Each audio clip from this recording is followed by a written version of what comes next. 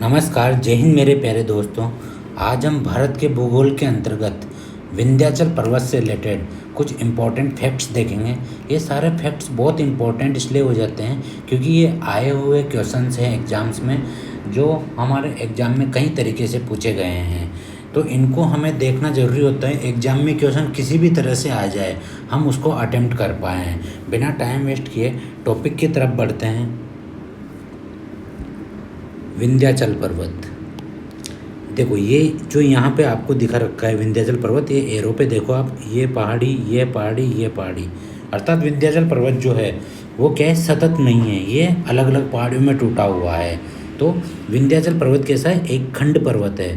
कैसा, विंध्याचल पर्वत एक खंड पर्वत है जो मालवा पठार की उत्तरी सीमा बनाता है। देखो इसके ऊपर देखोगे आप, मालवा का पठार है। तो मालवा के पठार की उत्तरी सीमा कैसे बनाता है, आप सोच रहे होंगे। देखो जो मालवा का पठार है ये विंध्याचल पर्वत का ही भाग माना जाता है। तो हम कह सकते हैं कि विंध्याचल पर्वत या मालवा के पठार की उत्तरी सीमा कौन बनाता है, विंध्याचल पर्वत का ही उत्तरी विस्तार है। तो इस तरीके से विंध्याचल पर्वत मालवा के पठार की उत्तरी सीमा बनाता है। अब अगर मालवा के पठार के उत्तर में देखोगे आप, तो यहाँ पे अरावली पर्वतमाला स्थित है। तो हम कह सकते हैं कि विंध्याचल पर्वतमाला के उत्तर में कौन सी पर्वतमाला स्थित है, अरावली पर्वतमाला स्थित है। इसके उत्तर में कौन सी नदी घाटी स्थित है, गंगा नदी घाटी स्थित है, चंबल नदी घाटी स्थित है। इसी तरीके से अगर विंध्याचल पर्वत के दक्षिण में देखोगे आप, तो यहाँ पर नर्मदा भ्रंश घाटी, अर्थात इसके दक्षिण में नर्मदा भ्रंश घाटी स्थित है। इसके बाद हम देखें कि विंध्याचल पर्वत के उत्तर में गंगा का मैदान स्थित है। देखो उत्तर में कौन सा गंगा का मैदान स्थित है, ये वाला जहाँ से गंगा निकल रही, गंगा नदी जो निकल रही, ये कौन सा मैदान है, गंगा का मैदान है। तो विंध्याचल पर्वत के उत्तर में गंगा का मैदान स्थित है। तब मालवा का पठार विंध्याचल पर्वत तंत्र का ही एक भाग माना जाता है। मैंने अभी आपको बताया कि जो मालवा का पठार है ये विंध्याचल पर्वत तंत्र का ही एक भाग माना जाता है। अर्थात हम कह सकते हैं कि विंध्याचल पर्वत का ही विस्तार है मालवा का पठार।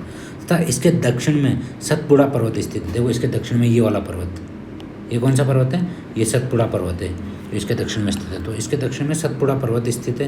पुराणों में विंध्याचल पर्वत को भांडेर पहाड़ी और कैमूर पहाड़ी के नाम से जाना जाता है। पुराणों में कौन कौन सी पहाड़ियाँ बताया गया है, विंध्याचल पर्वत को भांडेर पहाड़ी और कैमूर पहाड़ी के नाम से जाना जाता है।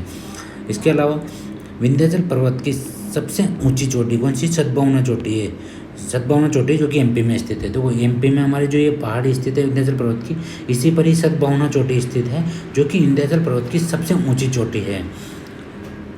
विंध्याचल क्षेत्र में पन्ना नामक स्थान हीरे के लिए प्रसिद्ध है। अर्थात जो पन्ना स्थान है वहाँ से हीरे का खनन होता है, जो कि कहाँ पे, विंध्याचल पर्वत श्रेणी पर ही स्थित है। विंध्याचल पर्वत के उत्तर में स्थित समस्त पठारी भाग को मध्यवर्ती उच्च पठार या मध्यवर्ती भारत का पठार कहते हैं। जो हमारा ये विंध्याचल पर्वत है, विंध्याचल पर्वत के जो उत्तर में पठारी भाग है, जैसे ये पठार है, यहाँ पे हमारा छोटा नागपुर का पठार आ जाता है। तो ये सारे मध्य भारत के पठार के जो भाग है ना, ये पूरा मध्य भारत का पठार कहलाता है। इन सब पठारों को मिला के, जैसे यहाँ पे हमारा ऊपर हाड़ौती का पठार, इसके अलावा यहाँ पे मध्य भारत का पठार का ही भाग है, ये दक्कन का पठार का भाग है, मध्य भारत का पठार भी।